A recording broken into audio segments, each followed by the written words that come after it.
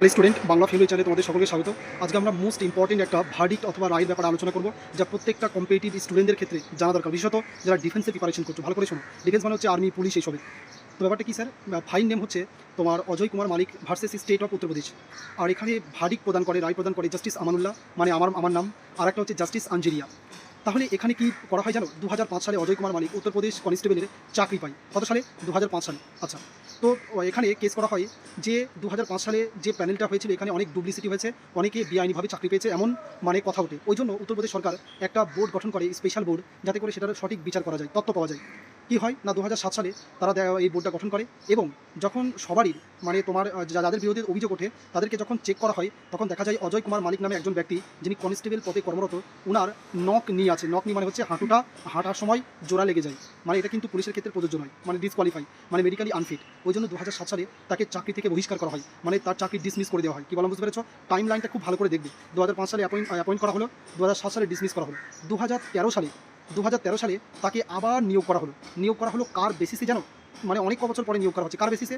তিনি বলে যে স্যার, আমি যে সময়ে চাকরি মানে নিয়োগ করেছিল আমাকে, আমার তো এটা ছিলই, আমার নক নিয়েছিল, ঠিক আছে, কিন্তু আমার সঙ্গে আরেকটা ছিল যার কালার ব্লাইন্ডনেস ছিল। মানে সে ছোটো ছেলের মতো বলে যে আমার সঙ্গে আরেকটাও ছেলে তো ছিল যার কালার ব্লাইন্ডনেস ছিল, তা সত্ত্বেও কিন্তু সে চাকরি পেয়েছে। তো কী করা হয়, তাকে চাকরিতে মানে 2007-2013 সাল এটাকে বয়টা বলে, ওই জন্য তাকে পুনরায় চাকরিতে রিঅ্যাপয়েন্ট করা হয়। কী বললাম, বুঝতে পেরেছো? আচ্ছা, তার 2017 সালে তাকে আবার কিন্তু বহিষ্কার করা হলো। কী বললাম, বুঝতে পেরেছো? আবার বহিষ্কার করা হলো। তো যখনই বহিষ্কার করা হলো, সে তখন এলাহাবাদ হাইকোর্টে যায়, এবং মানে সেখানে যে ট্রাইব্যুনাল, সেই ট্রাইব্যুনাল বলে 2021 সালে 2023 সালে বলে যে না, যেহেতু এতদিন থেকে চাকরি করছে, তাহলে এইটাকে কোনো রকমে কনসিডার করা যায়, ও চাকরি করবে। কী বললাম, বুঝতে পেরেছো? তো আবার তাকে অ্যাপয়েন্ট করা হলো। তাহলে প্রথমে চাকরি পেলো, তাকে ডিসমিস করা হলো, তাকে আবার নেওয়া হলো, তাকে আবার ডিসমিস করা হলো। কী বললাম, বুঝতে পেরেছো? 4-5 বছরের ব্যবধানে এরকম করা হচ্ছে তার সঙ্গে। তারপরে স্টেট অথরিটি মানে রাজ্য সরকার কী করে? রাজ্য সরকার তখন সুপ্রিম কোর্টে দ্বারস্থ হয়। রাজ্য সরকার বলে যে অযোগ্য তাকে কেন চাকরি দেওয়া হবে? কী বললাম, বুঝতে পেরেছো? অথরিটি মানে কি? যারা নিয়োগ করছে তারা বলছে যে অযোগ্য তাকে কী করে চাকরি দেওয়া হবে? ও কোনো রকমে পেয়ে গেছে, মানে কোনো রকমে কোনো অফিসার হয়তো ফল্ট করেছে, কোনো ডুপ্লিসিটি করেছে, ওই জন্য চাকরিটা পেয়েছে। ওই জন্য সুপ্রিম কোর্টে দ্বারস্থ হয়। সুপ্রিম কোর্ট এখানে কটা রায় দেয়, যে রায়গুলো তোমার খুব জানা দরকার, যদি না জানো তাহলে খুব মুশকিল আছে। কি রায় দেয়? সুপ্রিম কোর্ট বলে যারা মানে পোশাকধারী যারা চাকরি, মানে বিশেষ করে আর্মি, পুলিশ ফোর্স, তারপরে বিভিন্ন রাজ্যের যারা পুলিশ রয়েছে, এই সমস্ত ক্ষেত্রে মানে ফিজিক্যাল ফিটনেস খুব একটা বিশেষ ইম্পর্টেন্ট বা বেসিক, মানে কি বলবো, ডক্ট্রিন বলতে পারো। মানে এটার উপরে বিশেষ সুপ্রিম কোর্ট আরোপ করে যে যেগুলো আর্মি বা যেগুলো ডিফেন্স বা যেগুলো সিকিউরিটির জন্য নিয়োগ করা হয়, সেগুলোর ফিজিক্যাল দিকটা কঠোরভাবে দেখতে হবে। এটা হচ্ছে বেসিক, এটা হচ্ছে মেন ক্রাইটেরিয়া। কারণ কি, যদি না দেখা হয় তাহলে দেশের এবং রাজ্যের সিকিউরিটির সঙ্গে খেলবার করা হয়। মানে কি, সিকিউরিটি মানে কি? তারাই তো তোমার দেশকে ল এবং আইনকে তারা ইনফোর্সমেন্ট করবে, তাই না?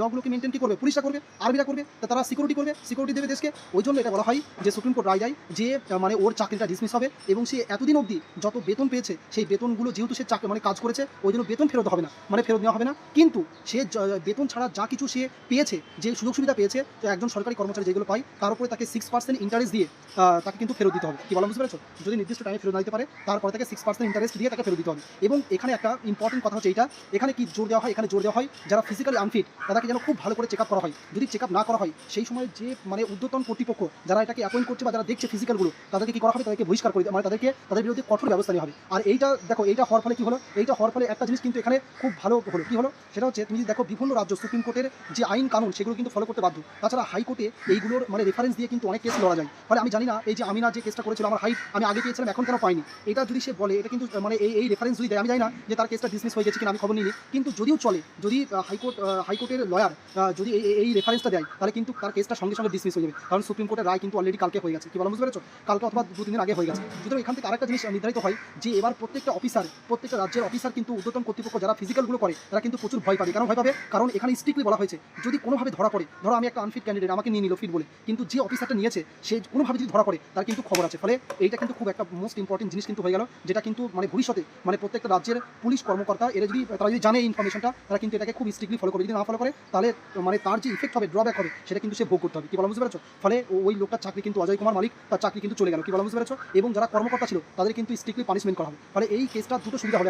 একটা কি, একটা হচ্ছে ফিজিক্যালি আনফিট যারা রয়েছে, তাদের কিন্তু তোমার যারা বাড়তিধারী মানে সিকিউরিটি বা ডিফেন্সে যারা জব করে, তাদের ক্ষেত্রে কিন্তু স্ট্রিক্টলি ফলো হবে। এটা এই রুলটা প্রত্যেকটা রাজ্যে, শুধু উত্তরপ্রদেশ নয়। আর একটা হচ্ছে মানে যারা ঊর্ধ্বতন কর্তৃপক্ষ রয়েছে, যারা ডুপ্লিসিটি করার চেষ্টা করে, ওরাও কিন্তু ভয় পাবে।